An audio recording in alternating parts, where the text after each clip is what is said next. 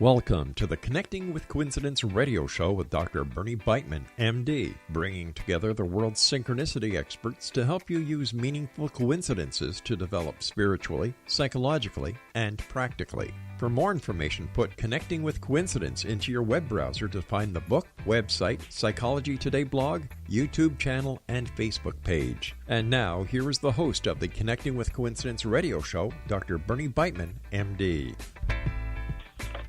Thank you very much, Rob, and welcome to Connecting with Coincidence. Yes, I am your host, Dr. Bernie Beitman, MD. I'm a psychiatrist in private practice and on the faculty at the University of Virginia. Carl Jung introduced the Western world to synchronicity. The rock band The Police popularized the idea in their album Synchronicity. They were followed by numerous books, articles, movies, and videos. And why this growing interest? Weird coincidences are messages to us earthlings about the true nature of reality, messages that we can try to decode.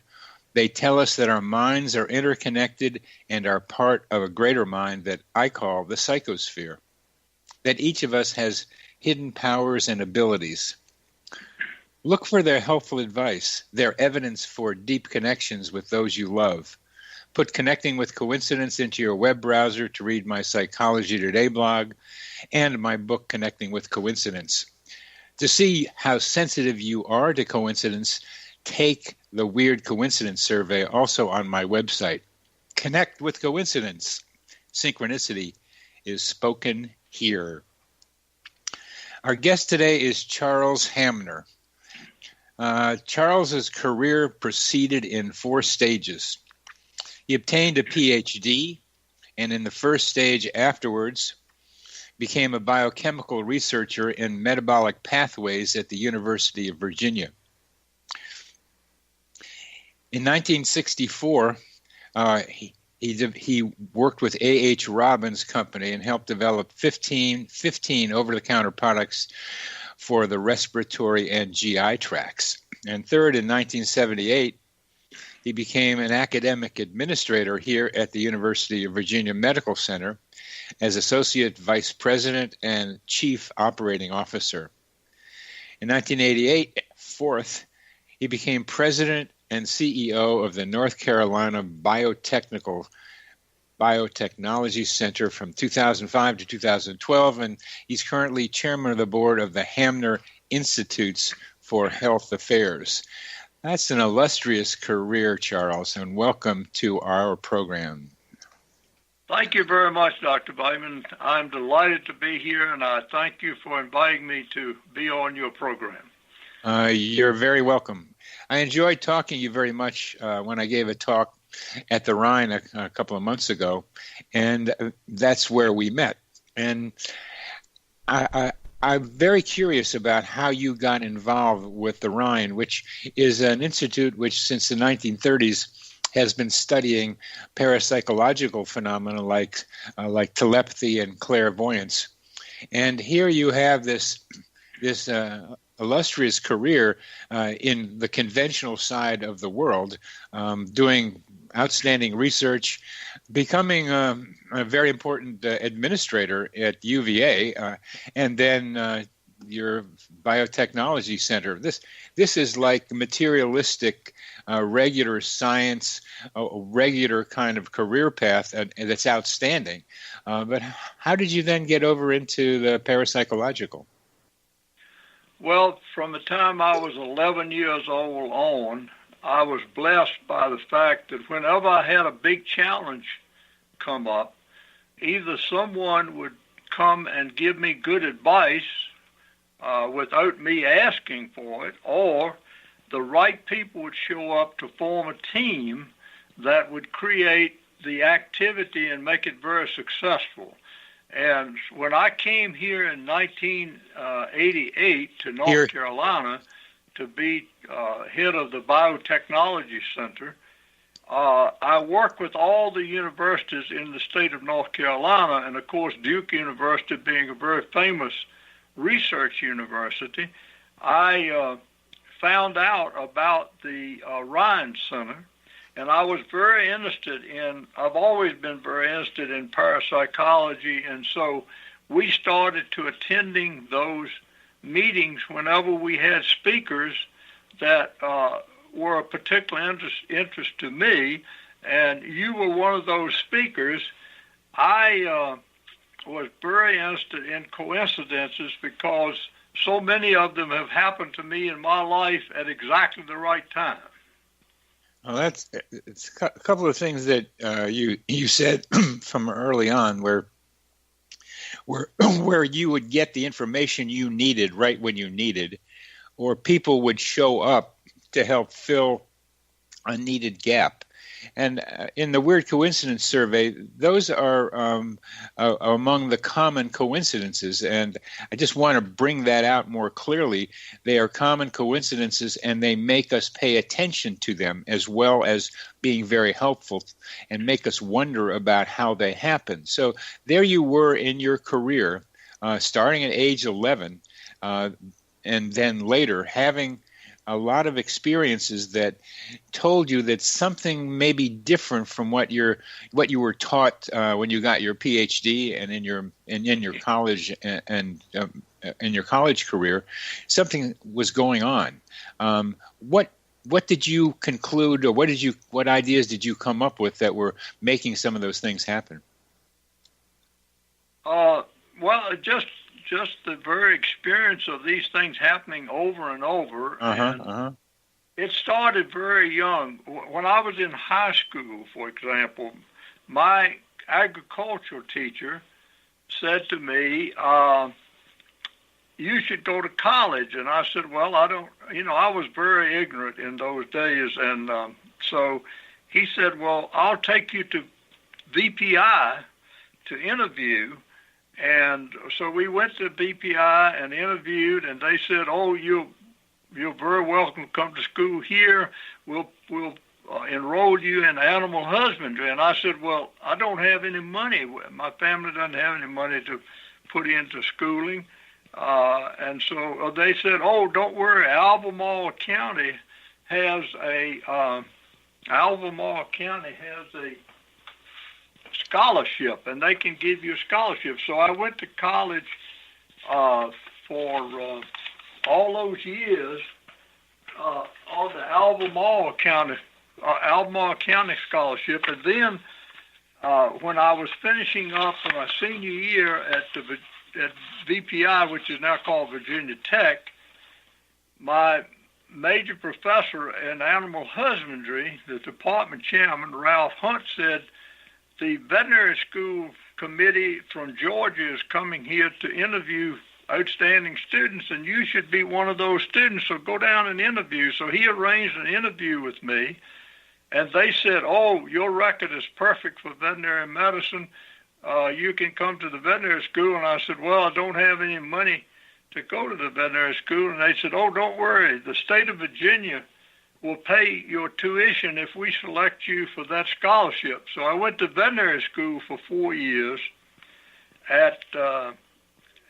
with no cost as far as educational cost. And then when I was in veterinary school, a man named Dr. Mark L. Morris, who invented pet dots or dots for animals, he called them science dots. He came to give a lecture, and he said the problem with veterinary medicine is they don't have enough PhDs in biochemistry, and anyone in this room who is a veterinarian that wants to go and get a PhD in biochemistry, I will pay for it. So as soon as he finished talking, I went up and said, "I'm your candidate. I'm ready to go to get a PhD." And so he took me over to meet Dr. William L. Williams, who had just arrived. Right then, what you did was seize the opportunity in front of you. And that's an important part of coincidence experiences, that when you see it, you got to grab it, because sometimes it's not going to be there tomorrow. Exactly. And so he paid all of my expenses to go to get a PhD. So all of those coincidences through about a 12-year period there, helped me get a complete education and set me up to do all the various things that you just related to in my career. And so that's why I don't think those things can happen by accident. That's just too many things to be an accident. It's a string of you being in the right place at the right time with the right people. Oh, yes. And absolutely. And you can take one of them and say, okay, that's random and I was lucky. But when you have a string of them, and you have a string of 4 of them that really set you into the career that you developed and is so outstanding, then you have to wonder what else is going on. And that's what we'll talk about in our next segment. But one of the things I want our audience to know is that we will also be talking about a cousin of yours and a coincidence involving him. So we're going to go back maybe a little younger in your life and talk about the guy who wrote the Waltons, which became a famous TV program that a lot of people grew up with and knew something about. But we are coming to the end of this segment. You are listening to Connecting with Coincidence. I am your host, Bernie Beitman, MD, and this is the X-Zone Broadcast Network. And our guest is Charles Hamner, and we will be back after a short break.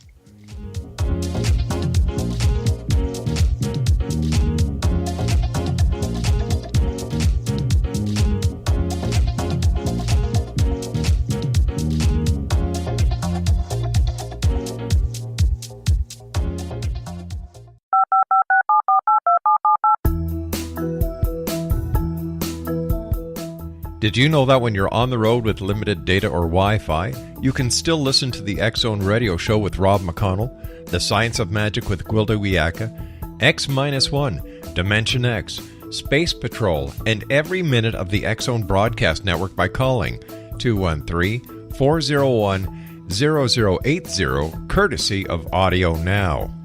No smartphone, app, or internet needed. It saves your data plan, and it's free if you have unlimited minutes. Call 213-401-0080 to listen on any phone, anytime, anywhere. Remember 213-401-0080 for the best of the paranormal, parapsychology, and sci-fi radio programming anywhere, 24/7, 365.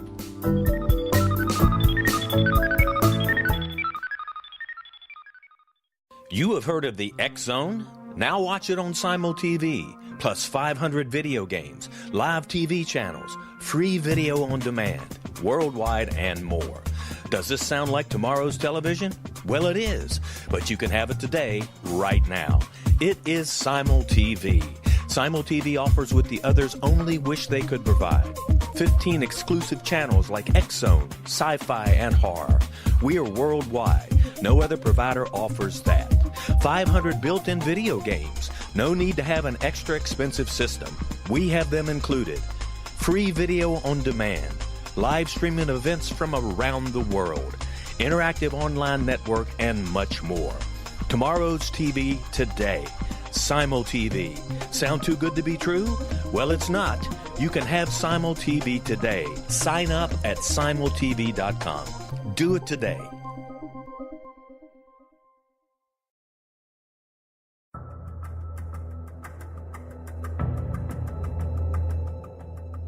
Modern Esoteric, Beyond Our Senses by Brad Olson, consummates the lifeology story about where humanity originates.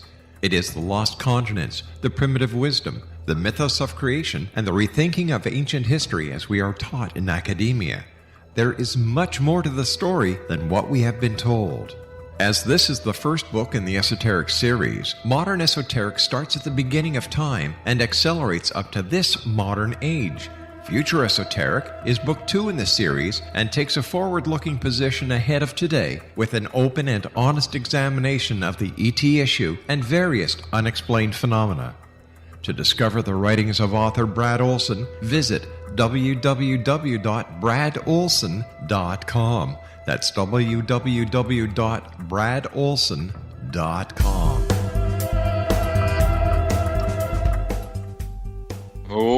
back to CC with BB, Connecting with Coincidence with Dr. Bernie Beitman, MD, and that is me. Our guest today is Charles Hamner. We've gone through some remarkable coincidences with Charles, and not just one, but a bunch of them. And it says something to Charles about himself and something about the way the world works. But we're going to go back a little further in Charles' history before we go into the future again.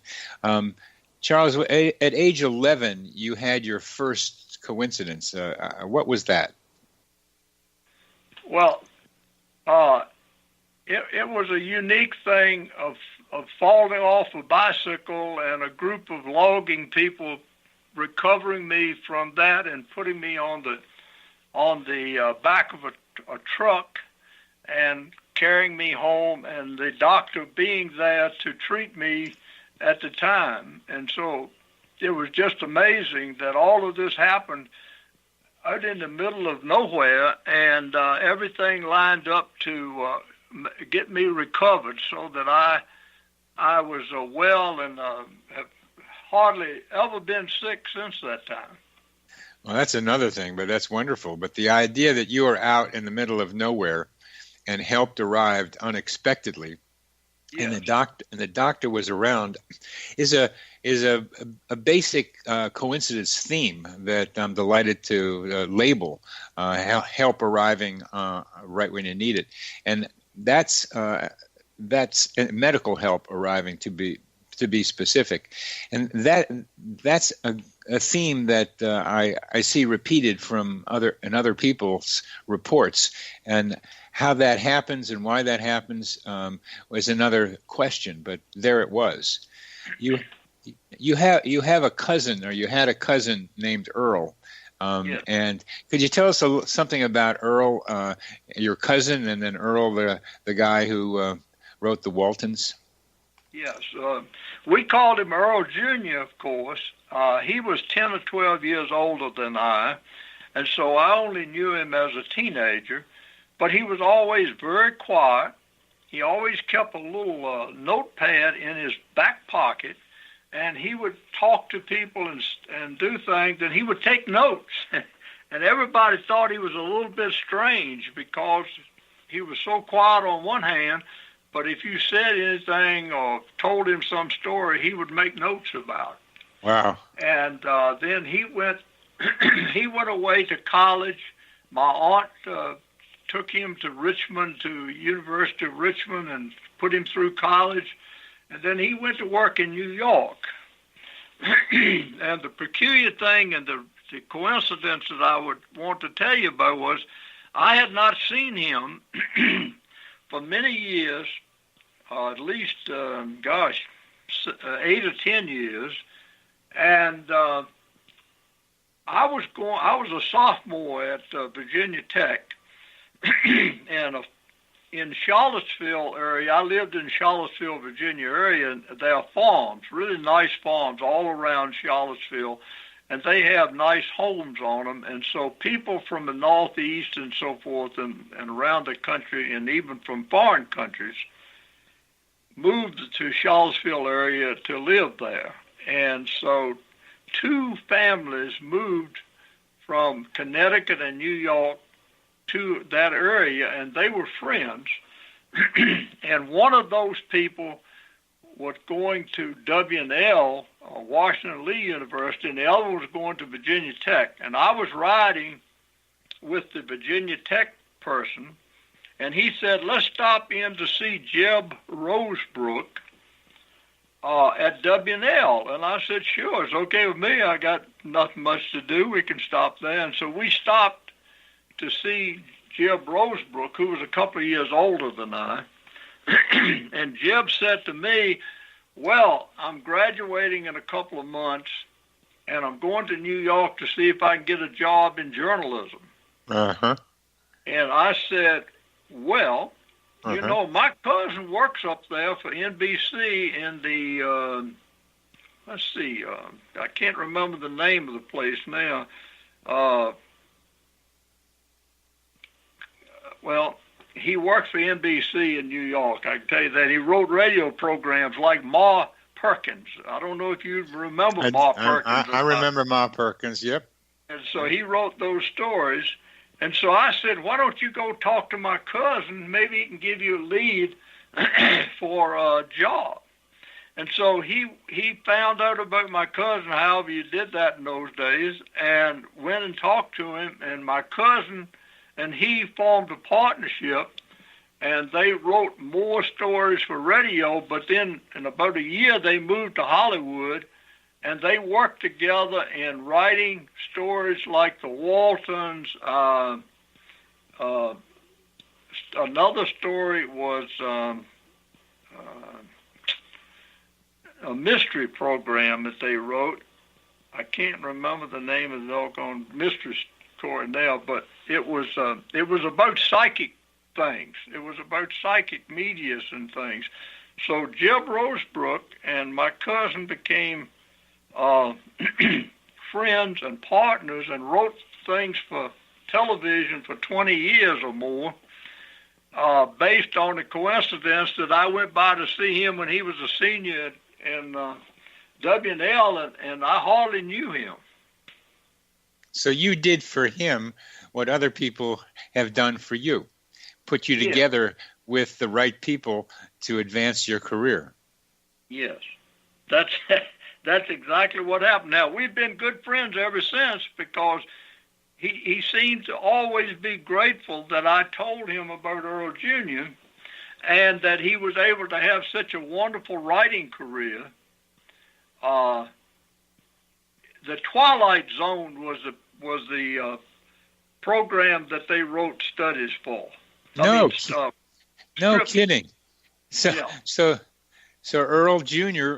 helped write the Twilight Zone.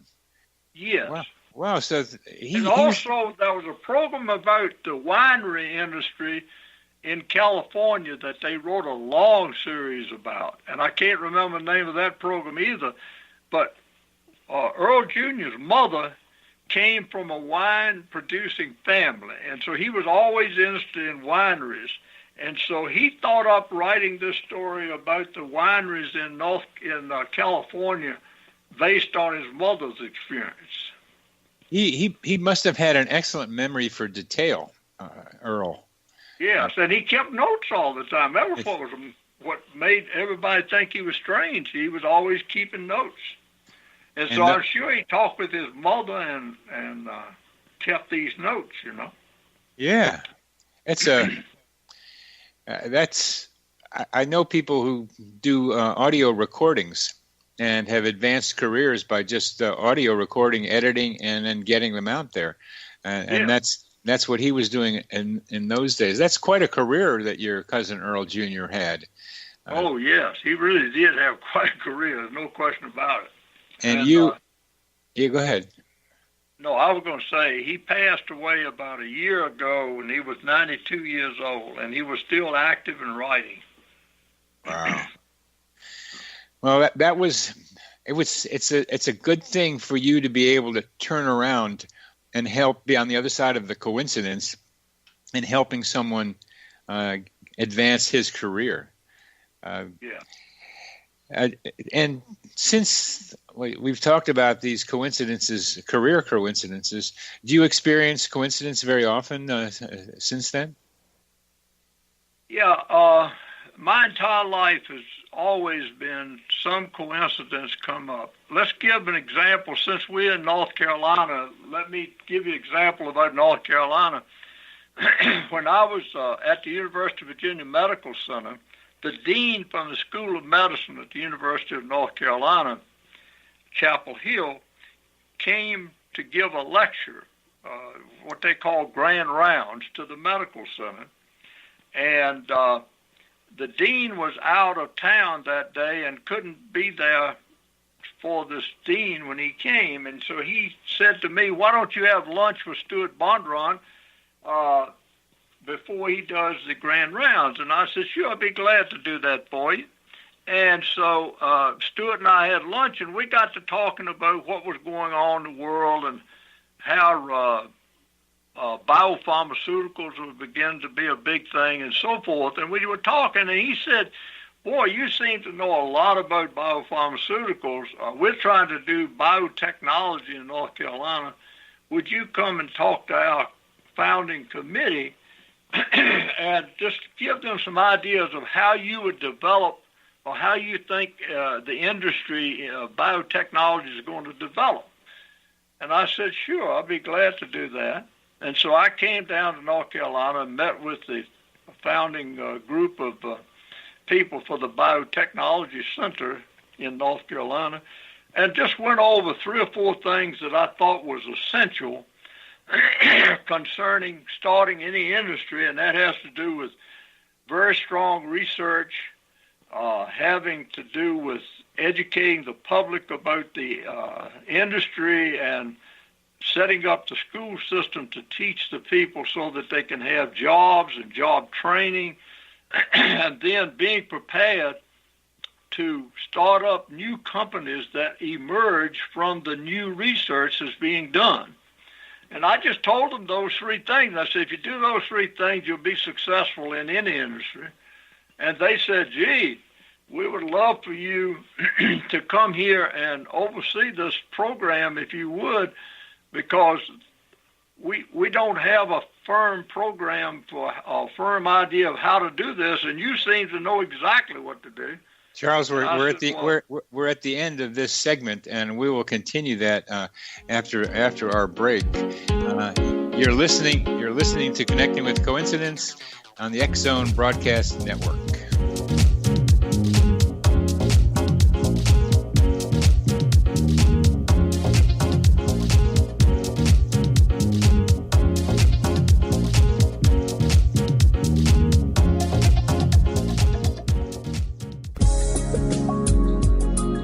Broadcast studios in Hamilton, Ontario, Canada, to the world and beyond.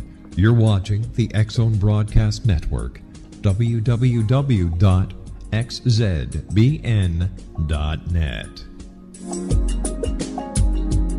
AVS Media. You have heard of the X Zone? Now watch it on Simul TV, plus 500 video games, live TV channels, free video on demand, worldwide, and more. Does this sound like tomorrow's television? Well, it is, but you can have it today, right now. It is Simul TV.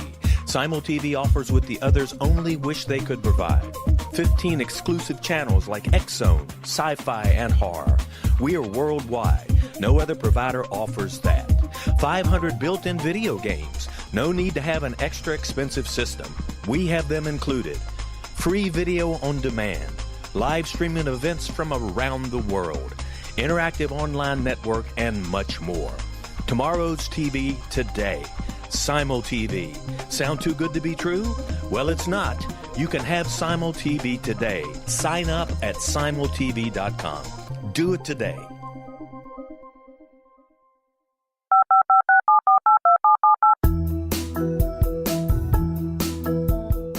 Did you know that when you're on the road with limited data or Wi-Fi, you can still listen to the X Zone Radio Show with Rob McConnell, The Science of Magic with Gwilda Wiyaka, X-1, Dimension X, Space Patrol, and every minute of the X Zone Broadcast Network by calling 213-401-0080, courtesy of Audio Now.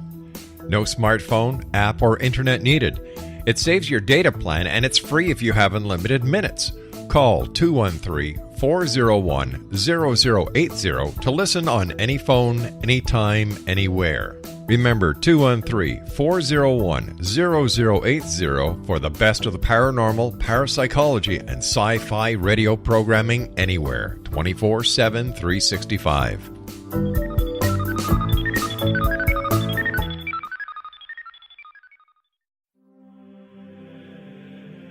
Rob McConnell here, presenting an overview for Nicholas Paul Jennings, author of a fascinating book, Amen. It presents facts revealed by Egyptologists, facts that enable us to understand why Amen is the beginning of creation of God.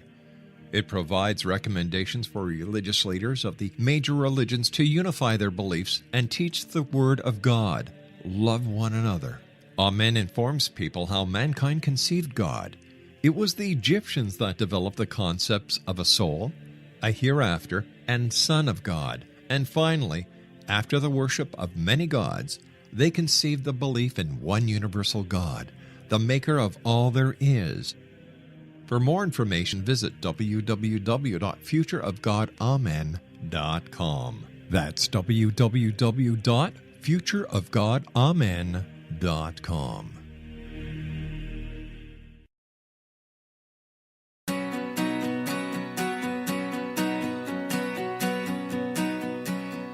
Welcome back to CC with BB, Connecting with Coincidence. We are talking with Charles Hamner about his own coincidence-filled career.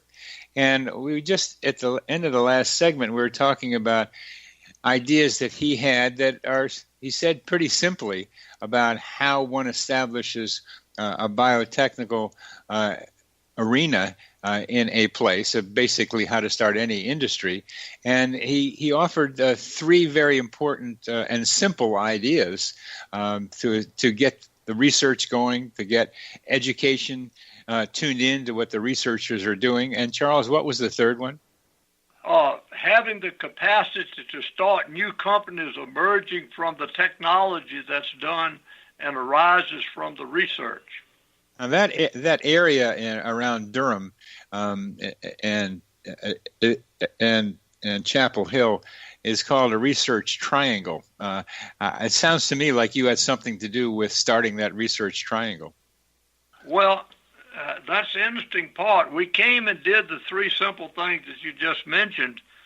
And when I came to North Carolina, there were about 3 or maybe 4 companies doing a little biotechnology, employing maybe 500 people. And today, there are over 600 companies in North Carolina doing biotechnology research and development, and they employ directly 60,000 people. And for every person employed directly in biotechnology development, there are 4 people in the public, out in the public, supporting that in some way. And so now there are over 300,000 people working in biotechnology in North Carolina. And you were right there at the beginning because the dean had to be out of town and you had to talk to the guy coming in to do grand rounds. Yes. Seeing all these things happening to you must be a lot of fun, among other things. Just like, hey, what kind of surprise am I going to be hit with that's going to change my career and make something happen? Yeah, and it still hasn't stopped. After the Biotechnology Center, I'm so acutely aware of this that I feel very blessed, and I never take it for granted. I think it's a great gift, a great blessing. I have no idea why I'm blessed that way, but I'd never take that for granted. And after the Biotechnology Center, I retired, I was asked to come and look at a chemical institute that did research in North Carolina. And I went there and talked to them and said, well, you need to integrate the new genomics and biological and the new genomics and the new molecular biology technologies having to do with proteomics. You need to integrate this into your institute. And I said, you know, the pharmaceutical industry needs what I'm talking about as much as the chemical industry. And they said, well, why would we give the chemical industry secrets and new secrets to the pharmaceutical industry? And I said, well, one of the reasons is they'll pay half the cost. Uh-huh. And the chairman of the board said, call them.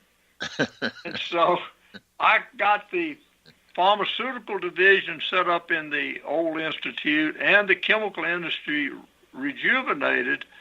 And so we went from 5 companies supporting the institute to 30 companies supporting the institute and over $15 million a year of research funding. And it just happened because somebody saw me and said, won't you come and take a look at this institute? Now, I retired as chairman of the board of this institute and in 2015. And last year, the state legislature passed a legislative piece to create a rare disease advisory council. And so the man that is chairman of that rare disease advisory council saw me and said, you know, you're always organizing things. Why don't you try help us organize this this program? Well, just like what always has happened in the past, I had never thought about it. I don't know very much about rare diseases except the genomic part of it. I just had no idea of what to think about rare diseases, and all the right people have shown up, just like always in the past. A friend of mine whom I met back in 1989 when I recruited Biogen here, this friend of mine was... Biogen is a company, just so we know. Yes, Biogen is a big biotechnology company out of Boston, Massachusetts. And you recruited them there? I recruited them to come to Research Triangle Park, yes. I recruited about 10 or 12 companies like that, including Biogen and Bayer and BASF and Rhone-Poulenc and Syngenta, and I could go down a long list. All of these people are advanced biotechnology research and development companies, and they're huge corporations. They're from all over the world. I have Takeda here. But anyway, I had met this man in 1989 who was the head of pharmaceutical data collection for clinical studies when we recruited Biogen, and I had not seen him until last year, and he came to NC State to be head of advanced computing, and he helped IBM develop Watson for pharmaceutical data. And I saw him and said, hey, would you help me? I need two groups of people. I need people that know the pharmaceutical industry, and I need analytical computing technology. Would you help me with this rare disease? And he said, I've been looking for just this kind of project. That's exactly, I'll be glad to help. And so the whole unit there at NC State now is working on analytical computing and learning algorithms for genomics and other kinds of data being collected on rare diseases. Now, at the same time that happened, a man showed up at the Hamner Institute who helped start Genentech. Uh-huh. And he and I had worked together at Merck back in the 1960s, late 60s and early 1970s.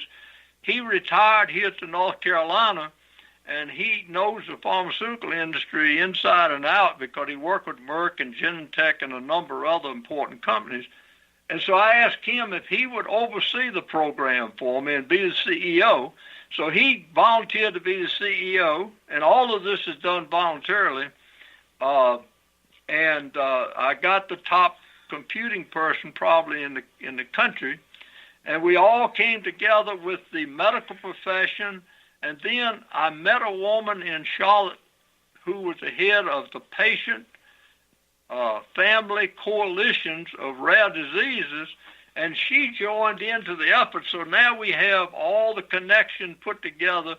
We have the patient family coalitions working with the practicing physicians. The practicing physicians are feeding information back to the basic research people and to the analytical computing people, and the research community now is in touch with the practicing physicians, so new ideas are flowing out and new observations are flowing in, so that it's a perfect combination of what is going to be what I call the next S-curve for biotechnology. Rare diseases will be the next big thing that will be done in medicine. Wow.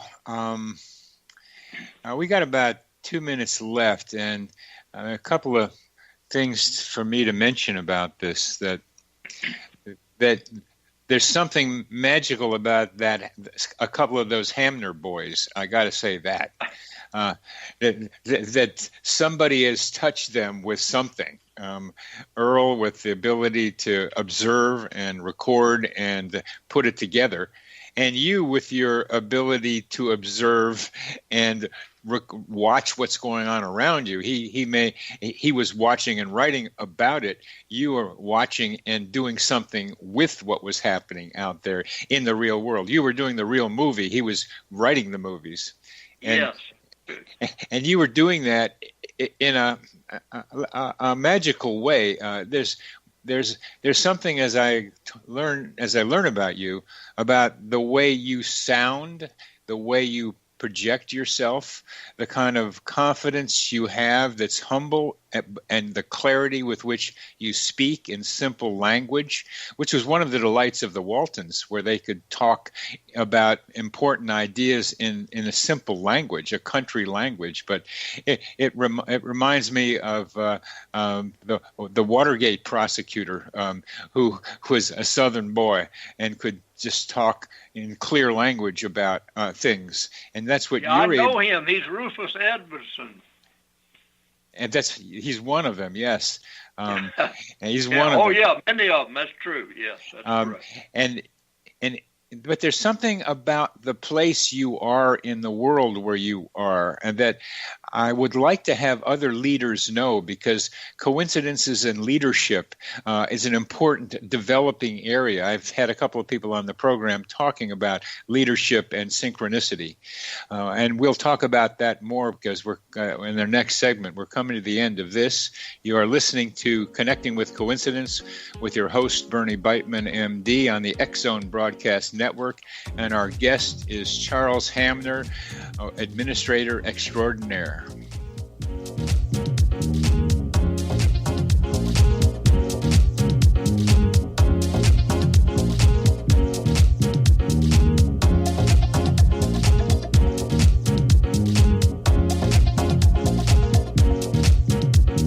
You have heard of the X-Zone? Now watch it on Simul TV. Plus 500 video games, live TV channels, free video on demand, worldwide, and more. Does this sound like tomorrow's television? Well, it is, but you can have it today, right now. It is Simul TV. Simul TV offers what the others only wish they could provide. 15 exclusive channels like X-Zone, Sci-Fi, and Horror. We are worldwide. No other provider offers that. 500 built-in video games. No need to have an extra expensive system. We have them included. Free video on demand. Live streaming events from around the world. Interactive online network, and much more. Tomorrow's TV today. Simul TV. Sound too good to be true? Well, it's not.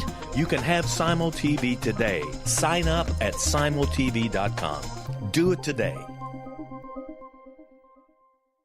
The new nonfiction book, Razor of Madness, is similar to cult movies like Clockwork Orange, Dragon's Tattoo, or The Other Side of Hell. Wayne Morin Jr. and Thomas Lee Howe will expose widespread and systematic deficiencies in this thought-provoking tell-all novel. Mind control rages among scholars in law schools. Human rights are ignored while thought reform and mental manipulation are accepted practices used as behavior modification. Dr. Louis Jolyon West comes to mind.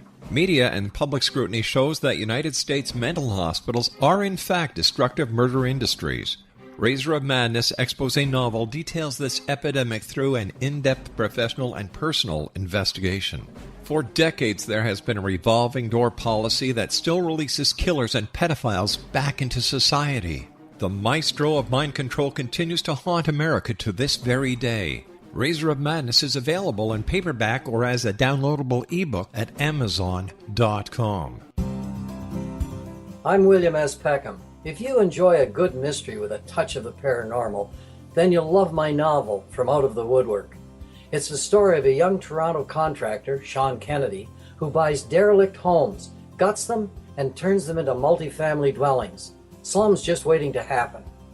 When Sean buys 29 Livery Lane, the house fights back. Former owners unexpectedly come out of the woodwork as he starts the destruction. The apparitions come to him when he touches old books, reads hidden letters, rummages through old boxes, finds a locket, or reads a discovered manuscript of a murder mystery. From Out of the Woodwork will take you from 1899 to the horror of the World Trade Center, September 11, 2001. Check out From Out of the Woodwork on my website, www.williamspeckham.com.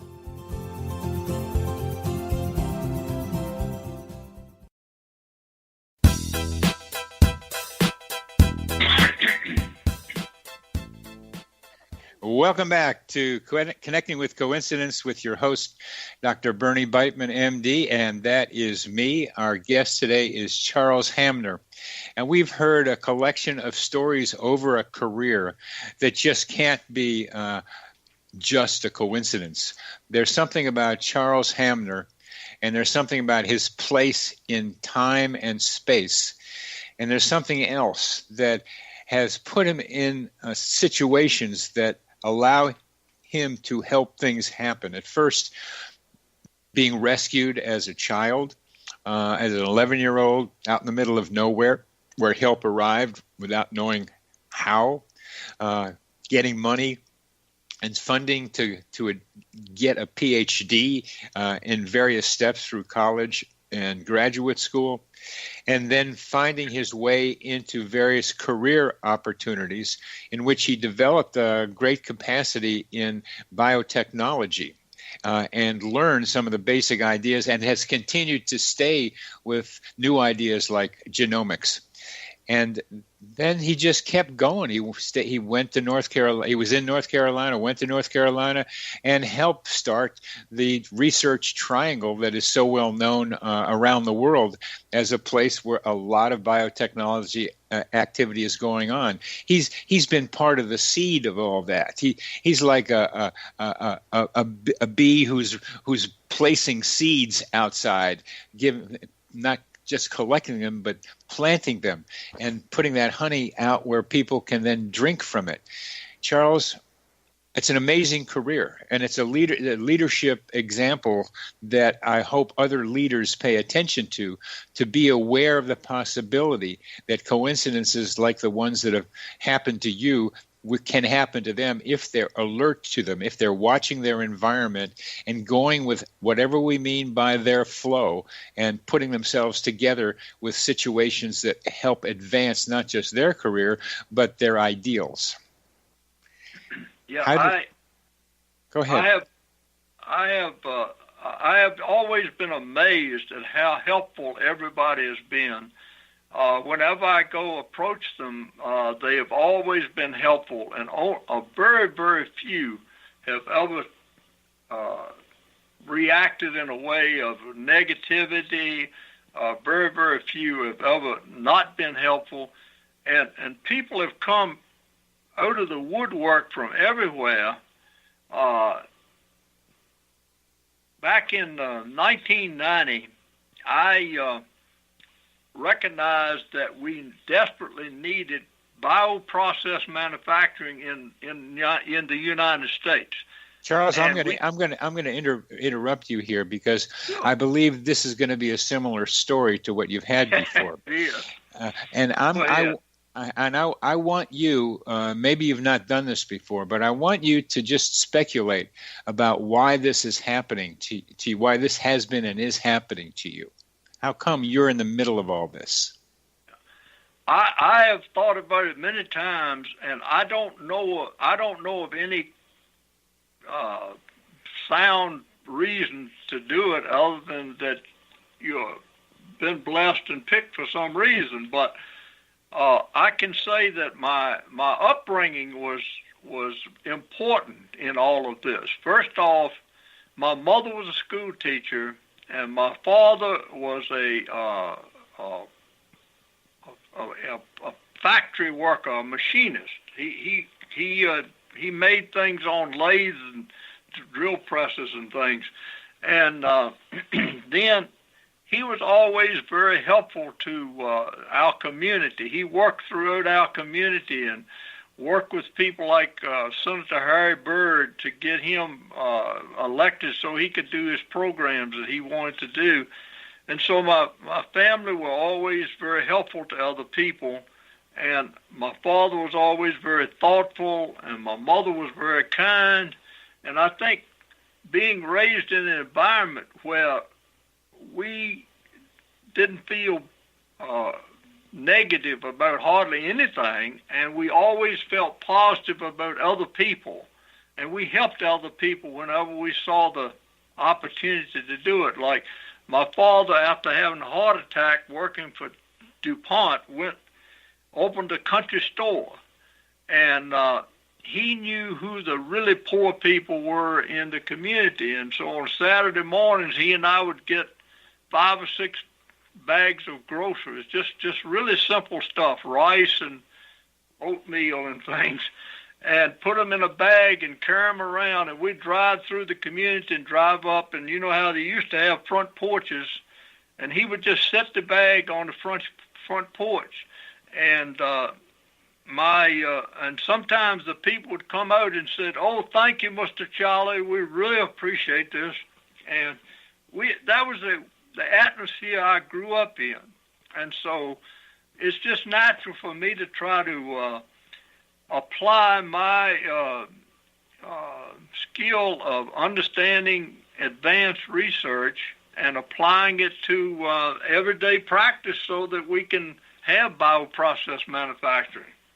What I get from that, Charles, is that you learned to believe there was goodness in you and goodness around you, that you could tune in with your heart to the environment around you in what people might call now a loving way, where you could love and know love was there because you grew up in that and you saw your father and your mother behaving like that. So you felt that there was a lot of positive in you and your environment and came to expect it when you interacted with other people.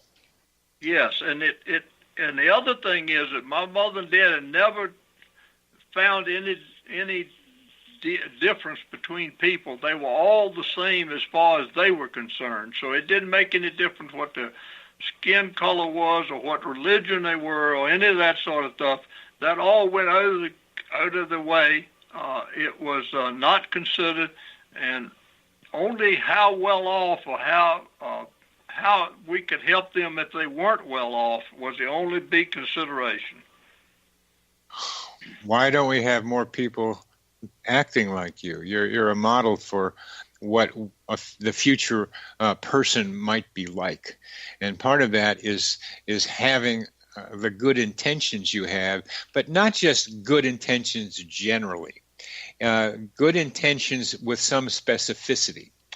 But some of what I wonder about is how it happened that people came to you, not that you necessarily went out to them, which you did, and you approached people pretty regularly, as you did with the rare disease organization that you put together.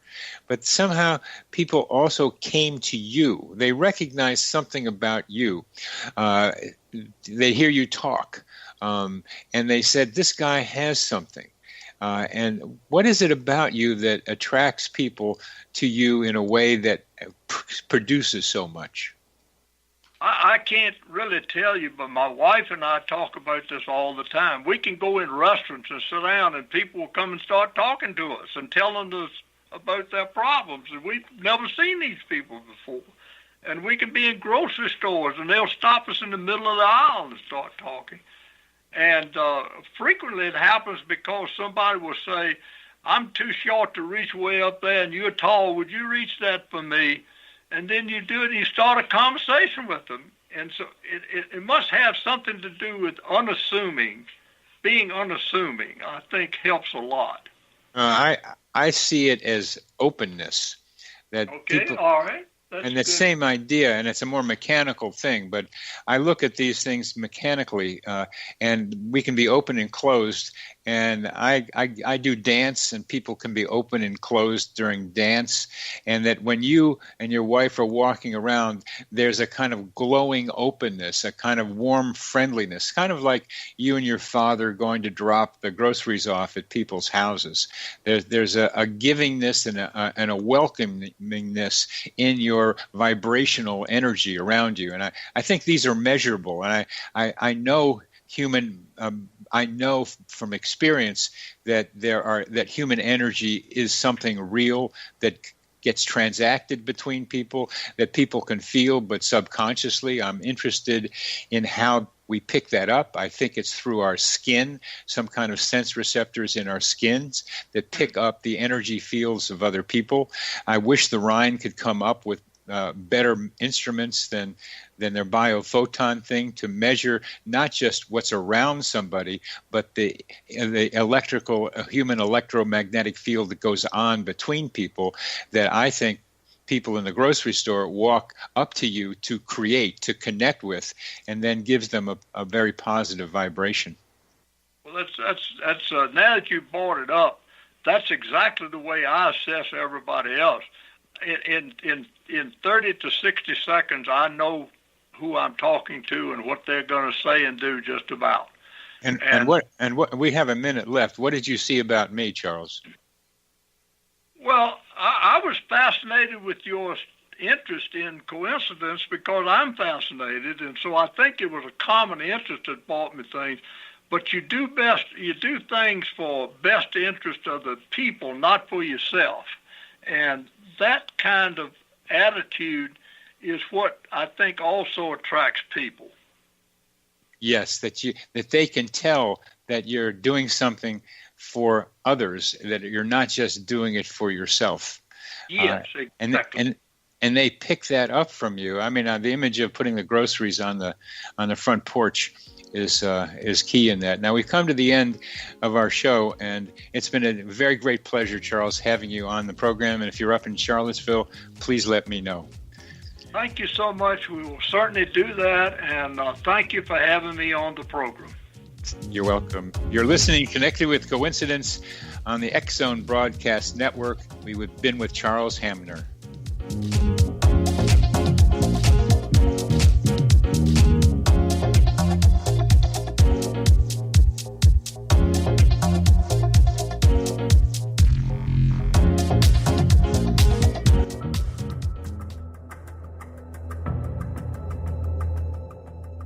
Modern Esoteric, Beyond Our Senses by Brad Olson, consummates the lifology story about where humanity originates.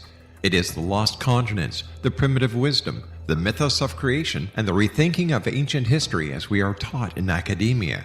There is much more to the story than what we have been told. As this is the first book in the Esoteric series, Modern Esoteric starts at the beginning of time and accelerates up to this modern age. Future Esoteric is book 2 in the series and takes a forward-looking position ahead of today with an open and honest examination of the ET issue and various unexplained phenomena. To discover the writings of author Brad Olson, visit www.bradolson.com. That's www.bradolson.com.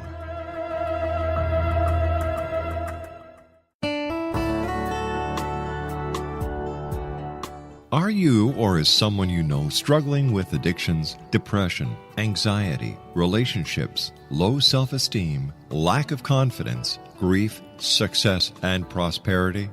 Do you know that your subconscious belief plays a big role in the outcome of your hard work? We can help you permanently change the beliefs that may be the reason for your struggles and failures. We care about getting you the return on your investment and the results you are looking for. We can help you be free of the limitations of your past and in realizing your highest potential. We work with people by phone and Skype. For more information, visit us at www.ritasoman.com. That's www.ritasoman.com.